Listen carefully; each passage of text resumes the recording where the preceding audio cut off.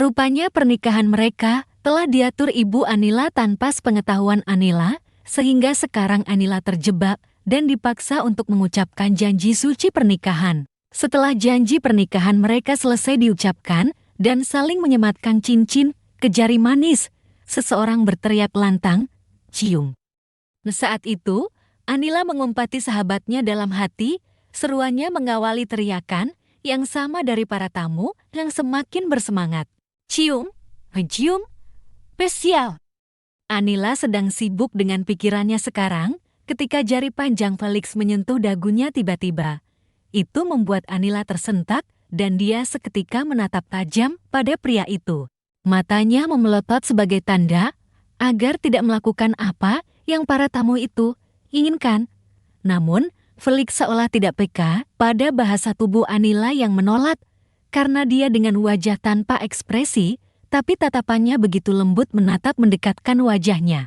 Hingga pandangan Anila tertutupi sepenuhnya dengan rambut coklat Felix. Pada detik itu, Anila hampir menangis. Matanya berkaca-kaca ketika merasakan ciuman Felix di bibirnya tepat.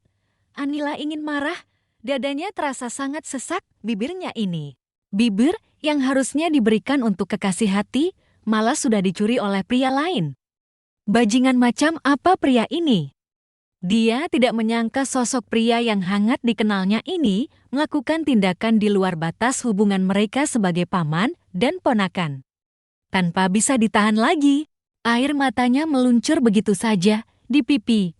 Lalu Felix yang menegakkan kembali tubuhnya dan melihat air mata itu, segera menghapusnya dengan sentuhan lembut ibu jari. Anila mengurung diri sendirian di kamar. Dia tidak mau bertemu dengan Felix, tidak sudi. "Anila," suara ibunya memanggil. Beliau mencoba membuka pintu, tapi dikunci dari dalam.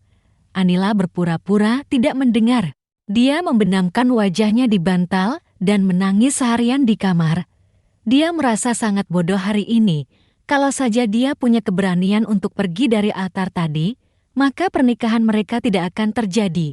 Hanya karena takut pada ibu, dia jadi menderita sendirian di sini. Lagi pula, sebenarnya, kemana perginya sang kekasih?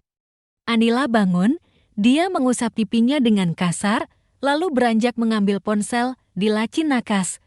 Ibu jarinya bergerak cepat mengusap layar sentuh 6 inci, mencari kontak sang pacar untuk diteleponnya. Setelah menunggu beberapa saat, dia hanya mendengar suara operator yang menjawab. Satu kali gagal, telepon kedua dan seterusnya pun tidak dijawab. Bahkan pesan darinya hanya terlihat centang satu. Anila jadi gusar. Dia mulai memikirkan kemana perginya pria itu di acara sakral mereka. Apa jangan-jangan diancam ibunya agar tidak jadi menikahinya hari ini? Itu terasa masuk akal saja, karena selama dia berpacaran dengan pria itu, ibu selalu terlihat tidak suka dan memperlakukan kekasihnya dengan muka jutek. Tapi begitu meminta restu menikah, ibunya merestui mereka berdua. Ini aneh. Anila tidak kehabisan akal. Dia mencari keberadaan pacarnya melalui sosial media pria itu. Mencoba membuka beranda profil kekasihnya hanya untuk melihat postingan 1 tahun lalu. Tidak ada apa-apa di sana.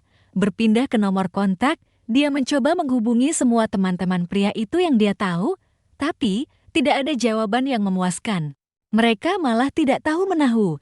Ini membuat Anila jadi gila. Lelah berpikir, tekanan batin terus digempur. Akhirnya dia jatuh tertidur masih dengan dress putihnya. Anila meninggalkan acara pernikahannya tanpa peduli. Tidak tahu bahwa keluarganya termasuk Felix dibuat kewalahan saat para tamu mencari pengantin wanita untuk berfoto bersama. Esok paginya, sang ibu yang sudah geram pun membuat Felix berinisiatif mendobrak pintunya. Awalnya Felix berpikir untuk memberikan ruang bagi ponakannya menerima pernikahan ini, tetapi sejak kemarin Anila belum makan apa-apa. Sehingga perasaan Felix yang khawatir ini tidak bisa tinggal diam. Begitu pintu berhasil dibuka, Felix terkejut tidak mendapati Anila di kamar itu. Ya ampun, kemana perginya anak itu? Pekik sang ibu panik. Felix melihat semilir angin menerbangkan tirai jendela yang terbuka, seakan memberitahunya Anila telah melarikan diri lewat jendela itu. "Felix, bagaimana ini?" Ibu Anila mencemaskannya. Kakak tidak perlu khawatir. Aku tahu kemana dia pergi sekarang, ujar Felix terdengar meyakinkan.